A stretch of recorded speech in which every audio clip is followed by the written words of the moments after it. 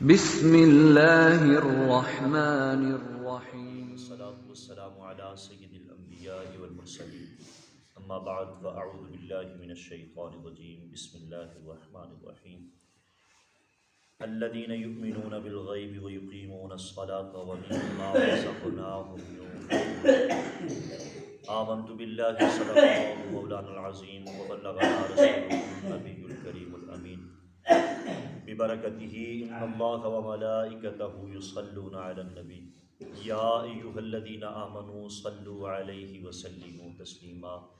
تمام دوست برکت کے لیے درود پاک پڑھ لیجئے۔ الصلاۃ والسلام علیک یا سیدی یا رسول اللہ، الصلاۃ والسلام علیک یا سیدی یا حبیب اللہ، الصلاۃ والسلام علیک یا سیدی یا رحمۃ للعالمین وعلی آلک واصحابک یا حبیبی یا سیدی یا محمد رسول اللہ۔ اللہ تبارک و تعالیٰ کی لا تعداد بے شمار حمد و ثنا کے بعد درود و سلام کا نذرانہ حضور تاجدار مدینہ سرور قلب و سینہ فیض گنجینہ صلی اللہ تعالیٰ علیہ وآلہ وسلم کی بارگاہ میں۔ میرے واجب القدر بزرگ اور دوستوں نوجوان ساتھیوں، آج الحمدللہ ثم الحمدللہ اللہ تبارک و تعالیٰ کے فضل و کرم سے سورۃ البقرہ کی تیسری آیہ مقدسہ آپ کے سامنے تلاوت کرنے کا شرف حاصل کیا ہے، اور اس کے ضمن و ضائل میں چند ایک باتیں آپ کی گوش گزار کرنی ہیں۔ دعا ہے خالق کائنات میری زبان پہ حق جاری فرمائے اور ہم سب کو سن کر عمل کی توفیق عطا فرمائے۔ میرے واجب القدر، اس آیہ مقدسہ کا پچھلی آیتوں کے ساتھ بڑا گہرا تعلق ہے کہ پچھلی آیات مقدسہ میں اللہ تبارک و تعالیٰ نے متقین کا ذکر فرمایا کہ یہ قرآن ہدایت ہے متقین یعنی پرہیزگاروں کے لیے، اور اس آیہ مقدسہ میں متقین کی صفات جو ہیں ان کا ذکر ہوا۔ خالق کائنات نے فرمایا الذین یؤمنون بالغیب، وہ لوگ جو غیب پر ایمان لاتے ہیں، ویقیمون الصلاۃ، اور نماز قائم کرتے ہیں، ومما رزقناہم ينفقون، اور وہ خرچ کرتے ہیں اس رزق میں سے جو ہم نے ان کو عطا کیا، جو ہم نے ان کو رزق دیا اس رزق میں سے وہ خرچ کرتے ہیں۔ میرے واجب القدر، گویا کہ یہ پچھلی آیہ مقدسہ کی یہ آیت مقدسہ تفسیر ہے، یعنی متقین کی یہ نشانیاں ہیں کہ وہ دیکھ کر نہیں بلکہ یہ دعویٰ نہیں کرتے کہ ہم دیکھیں گے تو ایمان لائیں گے، بلکہ ان کی صفت یہ ہے، اور صفت اول یہ ہے کہ وہ غیب پر ایمان لاتے ہیں، نہ دیکھے ہوئے بھی وہ ایمان لے آتے ہیں۔ تو میرے واجب القدر، آج اس آیہ مقدسہ کی صرف 3 لفظوں کی تفسیر کرنی ہے۔ الذین یؤمنون بالغیب، کہ وہ ایمان بالغیب لاتے ہیں۔ الذین سے مراد متقین ہیں، الذین سے مراد مسلمان ہیں، الذین سے مراد میرے محبوب کے تمام تر غلام ہیں، الذین سے مراد ہر وہ انسان ہے کہ جو غیب پر ایمان لائے، یعنی بن دیکھے جو مان جائے، جو یقین کامل حاصل کر لے، اسے وہ اس آیت مقدسہ کے اس لفظ میں شامل ہے کہ جو بن دیکھے ایمان لے آئے، بن دیکھے یقین کر لے۔ یؤمنون، یؤمنون ایمان سے نکلا، ایمان کا لفظی معنی ہے امن دینا، چونکہ مسلمان بھی جو کلمہ گو ہے، جو کلمہ پڑھ لیتا ہے، وہ بھی اپنے آپ کو، یعنی امن کا معنی ہوتا ہے محفوظ کر لینا۔ تو جو انسان کلمہ پڑھتا ہے، جو مسلمان ہوتا ہے، گویا وہ اپنے آپ کو دوزخ سے امن دے لیتا ہے، محفوظ کر لیتا ہے، اسی لیے اس کو مومن کہا جاتا ہے۔ ایمان والے کو مومن اسی وجہ سے کہا جاتا ہے۔ تو رب ذوالجلال نے فرمایا کہ الذین یؤمنون، وہ لوگ جو ایمان لے آتے ہیں یا لے آئیں گے، یہ دونوں معنی، کیونکہ یہ فعل مضارع ہے اور جمع کا صیغہ ہے، جمع کا لفظ ہے، تمام ہی مسلمان اس میں شامل ہیں۔ خالق کائنات نے فرمایا کہ وہ جو ایمان لے آتے ہیں، ایمان یعنی اپنے آپ کو دوزخ سے محفوظ کر لیتے ہیں، اس کا یہ بھی ترجمہ ہو سکتا ہے، اپنے آپ کو دوزخ سے محفوظ کر لیتے ہیں، اپنے آپ کو دوزخ سے امن میں لے آتے ہیں، وہ لوگ۔ میرے عزیز محترم، یؤمنون کے ضمن و ضائل میں چند ایک باتیں آپ کی گوش گزار کرنی ہیں، جو اس زمانے میں، بالخصوص اس زمانے میں بہت زیادہ ضروری ہے۔ ان کا جاننا، ان کو ذہن میں رکھنا، بلکہ دل میں اتار لینا بہت زیادہ ضروری ہے۔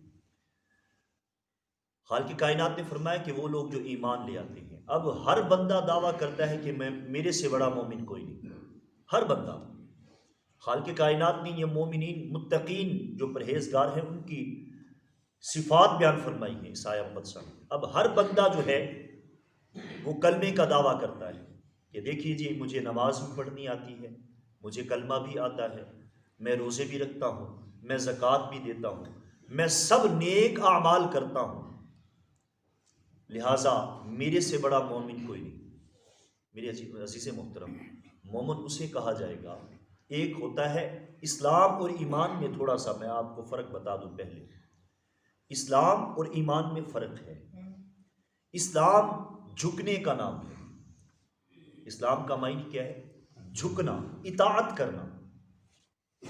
یعنی اسلام میں انسان کا ظاہر ہونا، اسے اسلام کہا جاتا ہے، جس میں چیز ظاہر ہو، اعمال ظاہر ہو۔ اور ایمان چھپی ہوئی چیز کا نام ہے۔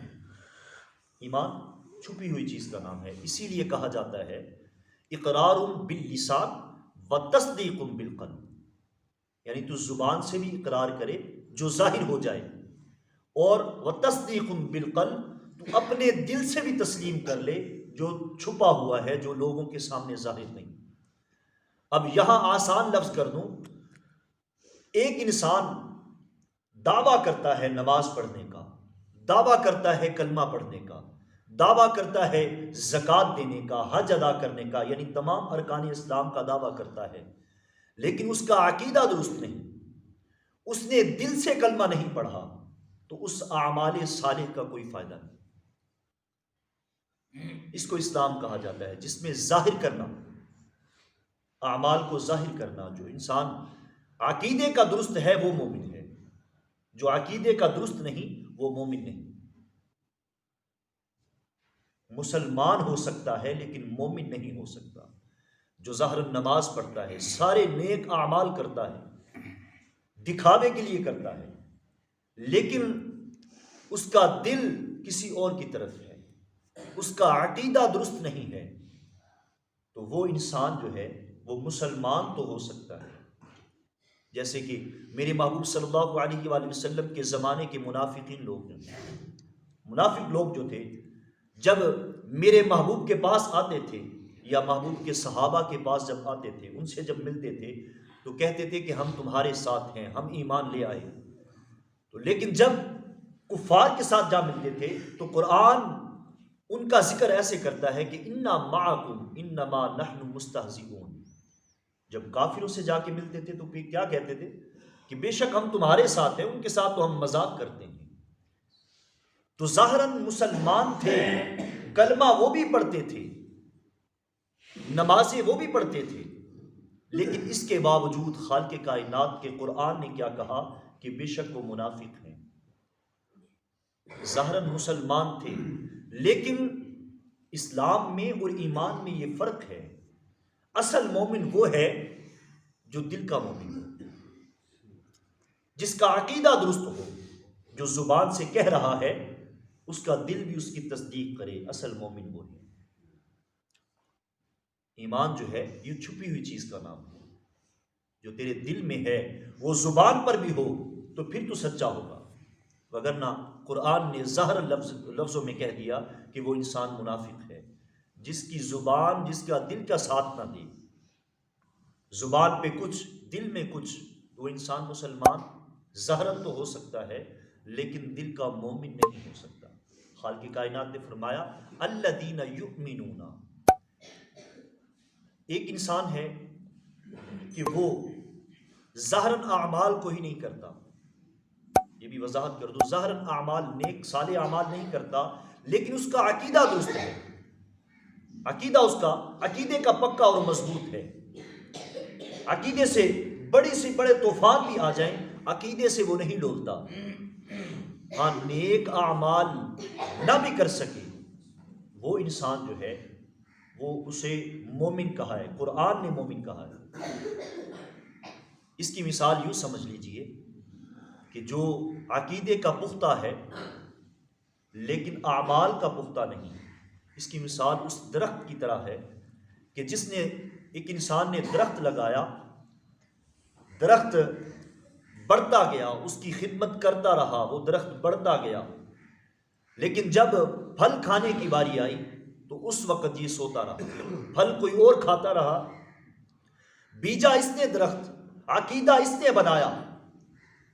عقیدے کی مثال ایسی ہے کہ انسان نے درخت لگایا، جب پھل کھانے کی باری آئی تو سوتا رہا۔ تو اعمال جو ہیں، اعمال صالح جو ہیں، نیک اعمال جو ہے، یہ ان پھلوں کی طرح ہے۔ اور عقیدے کا جو کچا بندہ ہے اس کی مثال اس درخت کی طرح ہے کہ جو اس انتظار میں رہے، اس انتظار میں رہے اور اس درخت کی خدمت نہ کرے، اس درخت کی جڑ کو مضبوط نہ کرے، اور پھر اس انتظار میں رہے کہ میں جو اس کے پھل ہوں گے وہ میں کھاؤں گا، ایک دن آئے گا، ایک دن آئے گا، میرا اشارہ سمجھیے گا، یعنی وہ قیامت کا انتظار کرتا ہے لیکن جڑ مضبوط نہیں، اس کا عقیدہ مضبوط نہیں، وہ خدمت تو کرتا ہے لیکن اس کی جڑ جو ہے وہ مضبوط نہیں، وہ کٹی ہوئی ہے، سوکھی ہوئی ہے، اس کی جڑ مضبوط نہیں، تو وہ اس درخت کا پھل نہ تو زندگی میں کھا سکے گا نہ مرنے کے بعد کھا سکے گا۔ تو سب سے اصل چیز جو ہے، بنیاد جو ہے، جو جڑ ہے، وہ ہے انسان کا عقیدہ، عقیدہ درست ہونا چاہیے۔ عقیدے کے بعد جب انسان، یہ دیکھیے نا، اس آیہ مقدسہ میں ذرا غور کیجئے، سب سے پہلے رب ذوالجلال نے کیا فرمایا؟ الذین یؤمنون بالغیب، اس کے بعد فرمایا ویقیمون الصلاۃ، یعنی پہلے ایمان بالغیب ہو، اس کے بعد نماز قائم کرنا، نماز کا ذکر بعد میں، اعمال صالح کا ذکر بعد میں، پہلے ایمان کی جو درستگی ہے وہ بہت زیادہ ضروری ہے۔ رب ذوالجلال نے فرمایا الذین یؤمنون، وہ لوگ جو ایمان لاتے ہیں، کس چیز پر؟ بالغیب، غیب پر ایمان لاتے ہیں۔ غیب یعنی چھپی ہوئی چیز، جو انسان نہ ہاتھوں سے، نہ زبان سے، نہ ناک سے، نہ کان سے، یعنی حواس خمسہ جو ہیں، ان سے بھی انسان اس کو محسوس نہ کر سکے، اس کا پتہ نہ لگا سکے، اس کو غیب کہتے ہیں۔